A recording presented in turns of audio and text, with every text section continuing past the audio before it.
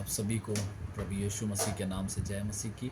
आज के इस सुंदर दिन के लिए मैं आप सभी का धन्यवाद करता हूं और आज का जो दिन खुदाबंद ने हमारे बीच में दिया इसलिए मैं परमेश्वर का धन्यवाद करता हूं। और प्रियो, आज का जो टॉपिक मैं आपके बीच में लेकर आया हूं वो इस प्रकार से है कि मन फिराव की 3 आशीषें जिसके द्वारा प्रभु हमें सामर्थी बनाता है।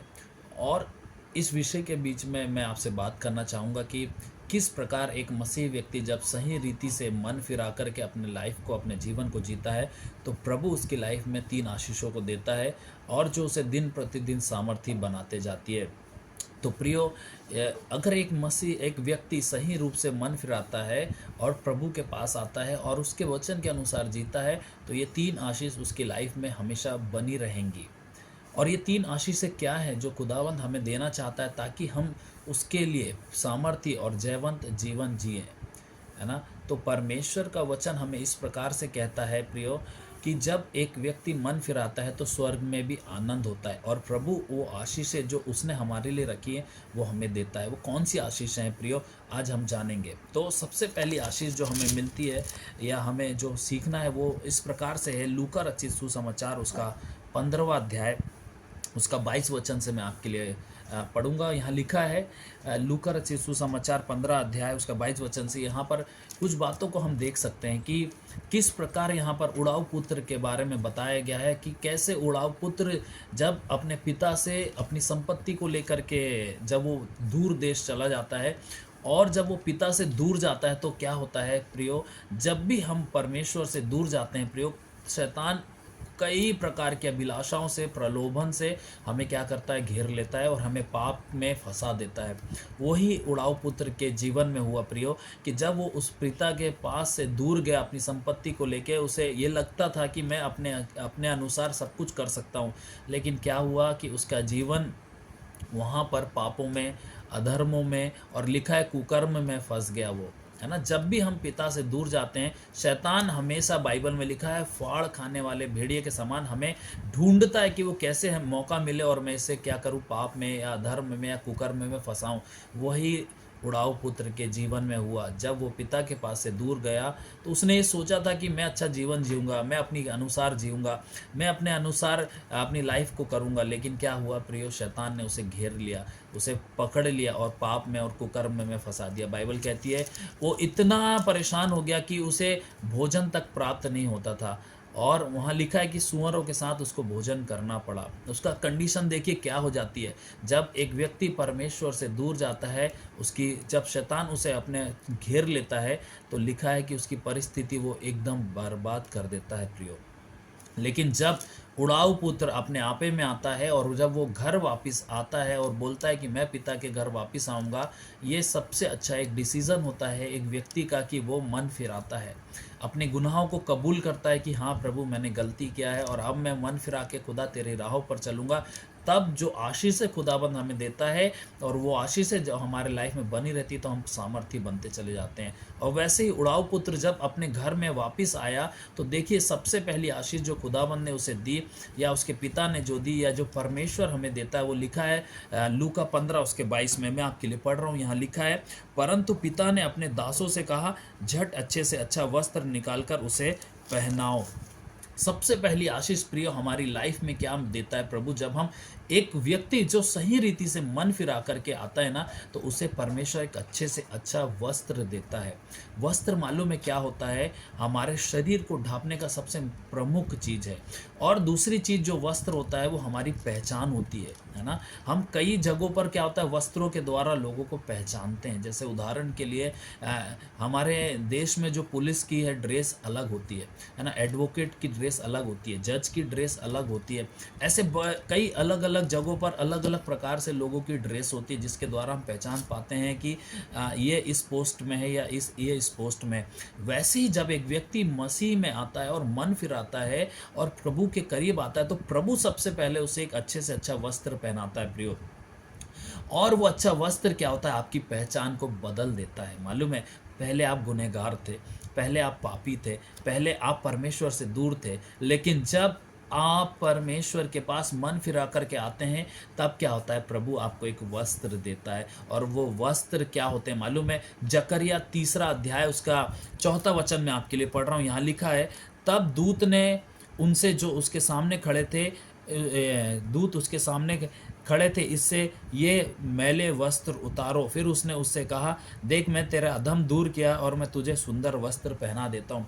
इसका मतलब है परमेश्वर हमारे मैले वस्त्र को, जो गुनाह करने के, पाप और अधर्म और कुकर्म करने के कारण मैले हो गए थे, हमारे जो वस्त्र जो हम पहने रहते हैं आत्मिक रीति से, जो हमें दिखते नहीं है, वो वस्त्र जब मैले हो जाते हैं तो प्रभु उन्हें उतार करके हमारी लाइफ से क्या करता है, अलग कर देता है।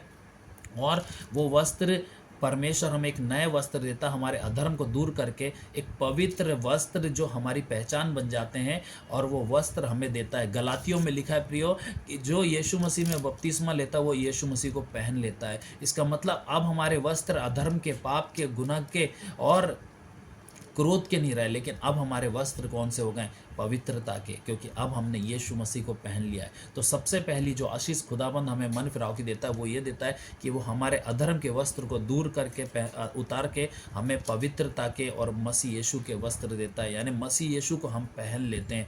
अब परमेश्वर हमें वो पाप को, गुनाह को नहीं, लेकिन यीशु मसीह को देखेगा, क्योंकि हमने मन फिरा करके क्या किया है, पिता के पास लौट आए हैं, तो पिता ने हमें अच्छे से अच्छा वस्त्र दे दिया है। और गलातिया 3 अध्याय में लिखता है कि जब यीशु मसीह में हम बपतिस्मा लेते हैं तो हम यीशु को पहन लेते हैं। अब हमारे अंदर वो गुनाहगार, वो चीज़ें सब खत्म होती है, अब हमारे अंदर मसीह दिखाई देना शुरू हो जाता है। तो सबसे पहली आशीष है, हमारे वस्त्र, अधर्म के वस्त्र उतार दिए जाते हैं, पवित्र वस्त्र यीशु मसीह को हमें पहना दिया जाता है, और अब हम नहीं, लेकिन हमारे अंदर यीशु मसीह दिखाई देता है। दूसरी जो मन फिराव की आशीष जो खुदाबंद हमें देता है प्रियो, वो ये है लूका 15 उसके 22 में ही दूसरी बात लिखता है। उस पहली बात है, झट अच्छा वस्त्र निकाल कर उसे पहनाओ। दूसरा है, उसके हाथ में अंगूठी पहनाओ। जब उड़ाऊ पुत्र वापिस आता है तो पहली चीज जो उसका पिता उसके लिए करता है वो है उसके वस्त्र पहनाता है। दूसरी चीज है, बोलता है उसके अंगूठी पहनाओ। अंगूठी मालूम है आपको, पुराने समय में जब राजा अपनी अंगूठी के द्वारा किसी चीज पर क्या होता था, छाप दे देता था, मतलब वो कहलाता था कि राजा का अधिकार है कि वो अगर किसी चीज पर अंगूठी की छाप दे देगा तो वो बात प्रमाणित हो जाती थी या पक्की हो जाती थी कि ये बात पक्की हो चुकी है, इसे ऐसा ही करना है। तो अंगूठी जो दर्शाती थी प्रियो, वो दर्शाती थी अधिकार को, है ना। जब उड़ाऊ पुत्र चला गया अपने पिता के पास से दूर और उसने कुकर्म में अपने जीवन को बिताया, तो उसने अपना अधिकार खो दिया था प्रियो। लेकिन जब वो वापिस आया तो पिता ने उसे अपना अधिकार दिया। अंगूठी पहनाने का मतलब है परमेश्वर ने उसे फिर उसका अधिकार वापस किया। और अधिकार वापस करने का मतलब ये था कि जब एक व्यक्ति सही रूप से मन फिराता है और पश्चाताप करता है और पिता के पास वापस आता है, तो पिता उसे फिर वो अधिकार देता है जो उसने पाप के कारण करने के कारण खो दिया था। यीशु मसीह ने अपने चेलों को जब अपने पास बुलाया, मत्ती 10 अध्याय के पहले दूसरे वचन में लिखा है कि परमेश्वर ने उनको अधिकार दिया कि जाओ अशुद्ध आत्मा को निकालो, बीमारों को चंगा करो, जो अधिकार उनके पास नहीं थे, लेकिन फिर यीशु मसीह ने उन्हें अधिकार दिया। अंगूठी का मतलब है एक अधिकार, जो अधिकार हमने खो दिया था गुनाह के कारण। हम कितनी प्रार्थना कर रहे हैं, लोग चंगे नहीं हो रहे, हम कितनी प्रार्थना कर रहे हैं, हमारी परिस्थिति ठीक नहीं हो रही, हम कितनी प्रार्थना कर रहे हैं, अशुद्ध आत्मा निकल नहीं रही है। क्यों? क्योंकि अधिकार नहीं था, हमने गुनाहों के कारण अधिकार खो दिया था। लेकिन जब हमने परमेश्वर के पास लौटा, मन फिराया, पश्चाताप किया, तो प्रभु ने क्या किया, हमें फिर से क्या अंगूठी पहनाया, यानी हमें अधिकार दे दिया प्रियो। अब हम प्रार्थना करेंगे, वो प्रार्थना सामर्थ्य होगी। अब हम दुष्ट आत्मा को निकालेंगे, वो निकलेंगी। अब हम प्रभु से जो बातें कहेंगे वो होना लग जाएंगी। क्यों? क्योंकि परमेश्वर ने, हमने जब मन फिरा के आया तो उन्हें हमें फिर अंगूठी पहनाया प्रियो।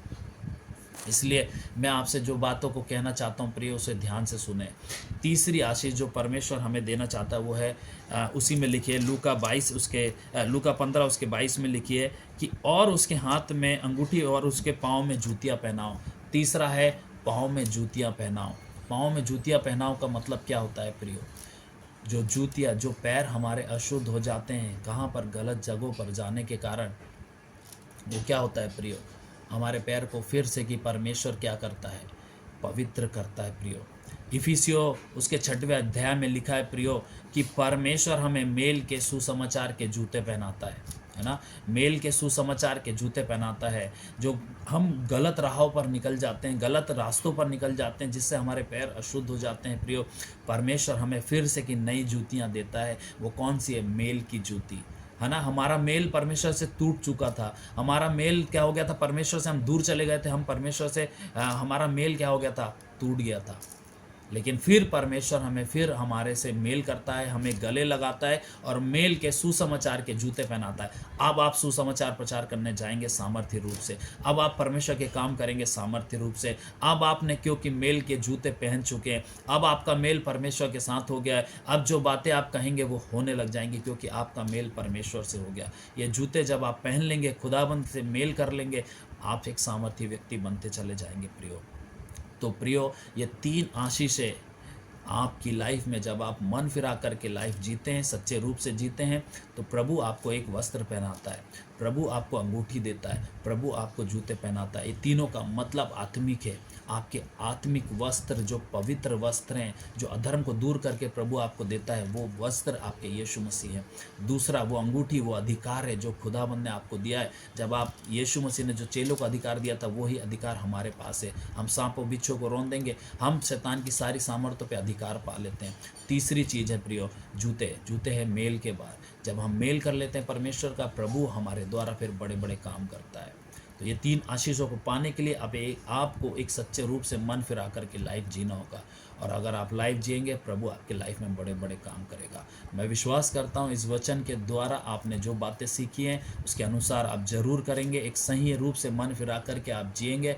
अगर आप आज भी ऐसे कोई गलती है, गुनाह में है, तो प्रियो, उस उड़ाऊ पुत्र के समान अपने घर वापस लौट जाएं, पिता के पास वापस लौट जाएं, ताकि वो आशीषें जो खुदाबंद ने आपके और मेरे लिए रखी हैं, वो आपको ज़रूर प्राप्त हो। मैं विश्वास करता हूँ इस वचन के द्वारा आपने ज़रूर आशीष पाई होगी। मैं आपसे विनती करूंगा कि ज़रूर आप इस वीडियो को लाइक करें, शेयर करें, सब्सक्राइब करें इस चैनल को, ताकि और वीडियो जो अच्छे से अच्छे वचन की है, जो खुदा मुझसे बात करेगा, मैं ज़रूर आपके बीच में लेकर के आऊँगा। आप सभी को जय मसीह की।